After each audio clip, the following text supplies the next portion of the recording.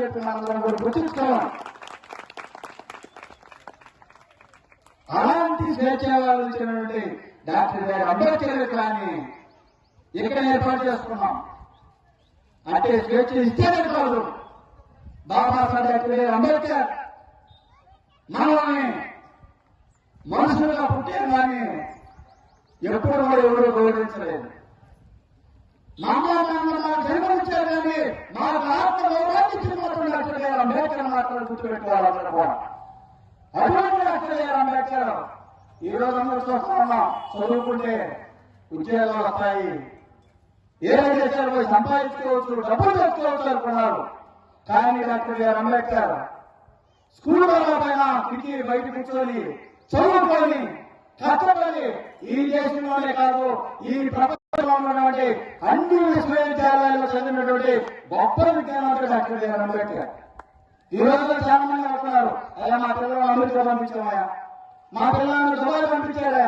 ఎందుకు పంపించారయ్యా అంటే వీళ్ళందరూ డబ్బు సంపాదించుకోవడానికి ఏమేం చేసేపోతా ఉన్నారు.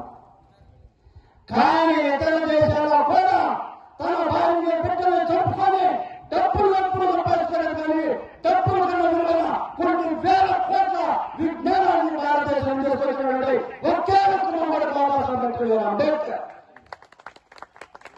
అందరూ డబ్బుల కోసం లేరు కానీ విజ్ఞానాన్ని ఇచ్చారు. ఏదైతే చదువుతున్నారో, ఏదైతే అంటరాని వాడన్నారో అటువంటి వాళ్ళందరూ కూడా మనల్ని దూరంలో పెడితే మేమే విజ్ఞానవంతులని, మేమే తిరగలవాలని, మేమే ఉండవాలని అనుకున్న వాళ్ళు కూడా ఈ దేశానికి రాజ్యాంగం రాసినప్పుడు మేము గొప్ప నువ్వు రాజ్యాంగం రాయాలా, నువ్వు రాస్తావంటే నువ్వు రాయాలా. ఏదైతే ఈ ఊళ్ళో ఉన్నారో మా ఊళ్ళో అనుకున్నారో అటువంటి డాక్టర్ గారు అంబేద్కర్ ఇక్కడ ఉన్నటువంటి దళితులతో పాటు ఎవరు దగ్గరకున్న వాళ్ళు కూడా ఓటించుకున్నారు. బాబాసాహెబ్ డాక్టర్ అంబేద్కర్ ఈ వార్డు మెంబర్ కానించి పంచాయతీ కానించి పార్లమెంట్ దాకా ప్రతిదీ అమలు పడుతుందంటే బాబాసాహెబ్ డాక్టర్ అంబేద్కర్ తన విజ్ఞానంతో యొక్క దేశం నూటలు మార్చి రాజ్యాంగం సృష్టించినటువంటి వ్యక్తి బాబాసాహెబ్ అంబేద్కర్.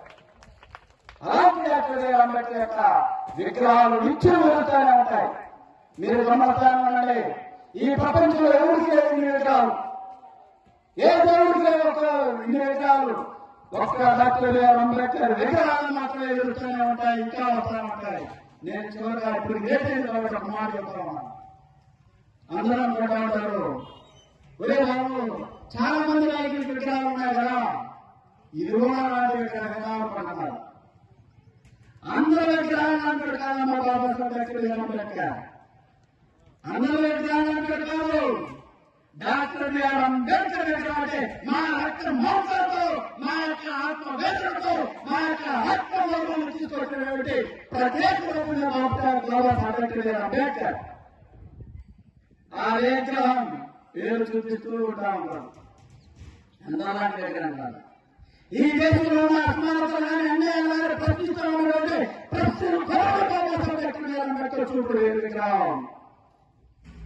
ఆయన చేతిలో ఉన్నటువంటి పుస్తకం ఈ దేశంలో ప్రజలందరూ ఆనబడిపోవడానికి కారణం, ఒకరికొకరు అంచువేయడానికి కారణం విజ్ఞానం పడడం. కాబట్టి ప్రతి ఒక్కరు విజ్ఞానవంతులు కావాలని చెప్పి చేతిలో పుస్తకం పెట్టుకొని దేశానికి దిశాన్ని దేశం చూపిస్తున్నటువంటి విగ్రహం బాబాసాహెబ్ డాక్టర్ అంబేద్కర్ విగ్రహం. కేవలం ఆయన యొక్క విగ్రహం ప్రతి ఆహారము లాస్ట్కి తన సూటు మూడు కూడా మనకు ఆదర్శమే. ఈ దేశంలో ఒకప్పుడు గొడ్డలో పోసి లేని వారు, ఇళ్ళు వాకి లేని వారు ఎవరా అంటే దళితులు, మానవులు, మాదిగలు, ఎరుతులు, ఏనాలు, చెరుకులు, కుమ్మరులు, మానవులు అనుకునేవారు.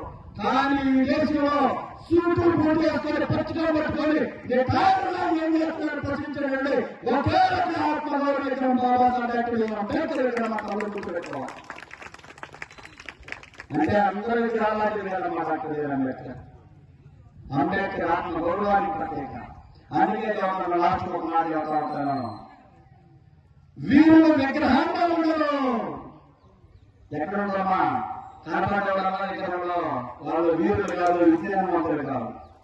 వీరులు విగ్రహాల్లో ఉండరు. ప్రజలు గుండెలో ఉంటారు, వాళ్ళు చేసే రణంలో ఉంటారు, వాళ్ళు చేసే పోరాటంలో ఉంటారు. ఆయన బాబాసాహెబ్ హక్కు మీద అంబేద్కర్ అని చెప్పి తెలియజేసుకుంటూ ఈ దొండపాటి గ్రామం ఇంత చైతన్యాన్ని తీసుకొచ్చి మరి ముఖ్యంగా అంబేద్కర్ విగ్రహాన్ని దానం చేసినటువంటి మన యొక్క పౌరులు ప్రత్యేకమైనటువంటి జైలులో ధన్యవాదాలు. పౌరుల గురించి ఒక మాట చెప్పి నేను ముగిస్తాను. ప్రేమ మిత్రులారా, అంబేద్కర్ వాసు అంటే తన స్వార్థం తాను చూసుకొని ఇంట్లో ఉండేవాడు కాదు.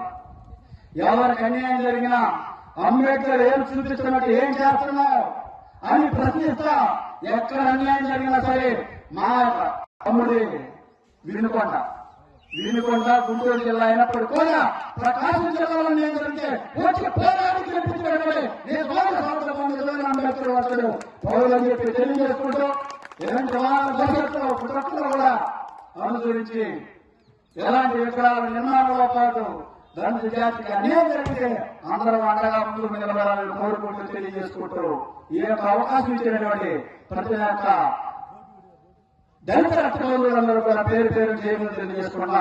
జై భీమ్.